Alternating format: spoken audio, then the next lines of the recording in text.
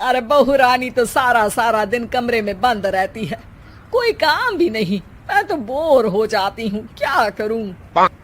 तभी मीना की सहेली रीना उससे मिलने आती है। अरे मेरे घर का भी यही हाल है, बेटा ऑफिस और बहू कमरे में बंद, समय काटे नहीं कटता। लेकिन अब सच मानो तो वक्त ही नहीं है कि वक्त से रोटी भी खा लूं। अरे बहन, मुझे भी बता दे कौन सा जादू चलाया है, मैं भी अब जिंदगी के बचे कुचे दिन आराम से काट लूं। दीवारें देख देख कर तो बोर हो गई हूँ मैं। रीना मीना को एक स्मार्टफोन देती है। ये ले, ये है वो छड़ी जो जादू करती है। इसमें मैंने तेरा फेसबुक अकाउंट भी बनाया है, एंजल प्रिया के नाम से। बस अब यहाँ दोस्त बना और सबसे बातें कर। सास को पहले तो उतना समझ नहीं आता है, लेकिन धीरे धीरे वो उसकी आदत डाल लेती है। माँ जी जल्दी से खाना खा लीजिए, मुझे थोड़ा काम है। अरे तू जा, मैं खा लूंगी, अभी वक्त नहीं है। और सासू माँ मोबाइल में मुंह गड़ाए जवाब दे देती है। बहू समझ ही नहीं पाती और वहां से कमरे में चली जाती है। अचानक सास को किसी प्यारी पिंकी की फ्रेंड रिक्वेस्ट आती है। अरे वाह, ये तो कोई प्यारी सी लड़की लगती है, बात करती हूँ। सास फ्रेंड रिक्वेस्ट अपनाकर बात करने लगती है। अब क्या था, सास सारा दिन उस सहेली से बात करती, अपनी कहती उसकी सुनती। एक दिन सास फोन पर ही सरगड़ाए, अरे बहू जरा मंदिर के लिए थाली सजा दे, आज कीर्तन है। बहू फोन पर किसी को मैसेज टाइप करते कहती है, माँ जी क्या है, अब मुझे क्या पता कि आपको कौन कौन से भगवान की पूजा करनी होती है। तभी सास के पास कोई मैसेज आता है।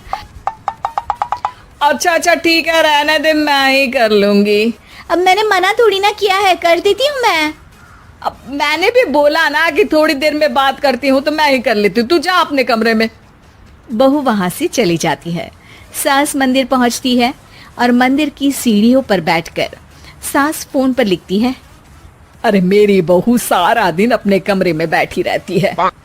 वहां से रिप्लाई आता है, मैं आपकी बहू को तो जानती नहीं हूँ, लेकिन हाँ एक बात है, हो सकता है आपने उसे ताने दिए होंगे या फिर उसका दिल दुखाया होगा। ऐसा करने पर बहुओं का मन ससुराल से हट जाता है। याद रखिए, बहू और बेटी में फर्क होता है। सास घर जाती है और बहू से बड़े ही प्यार से बात करती है, उसके लिए खाना बनाती है, उसे गिफ्ट में साड़ी भी देती है। जिसके बाद अगले दिन, माँ जी चलिए, आज मैं भी आपके साथ मंदिर चलती हूँ, आते वक्त भोले भैया के गोलगप्पे खाकर आएंगे। अरे हाँ बहू, ये तो अच्छा है, चलो। सास मन में सोचती है कि उसकी फेसबुक वाली दोस्त कितनी अच्छी है, उसके समझाने से उसे उसकी बहू वापस मिल गई। वो बहू को अपनी दोस्त के बारे में बताने का सोचती है, लेकिन फिर चुप हो जाती है। बहू फोन पर टाइप करती है, मेरी सास मुझे नौकरानी समझती है, एक गिलास पानी तक खुद नहीं लेती। मन तो करता है कि बोल दूं, मैं बहू हूँ, कोई नौकरानी नहीं। वहां से रिप्लाई आता है, देखो तुम्हारी सास को तो मैं भी नहीं जानती, लेकिन वो बुजुर्ग होंगी, पूरा जीवन उन्होंने घर गृहस्थी चूल्हा चौका में निकाल दिया।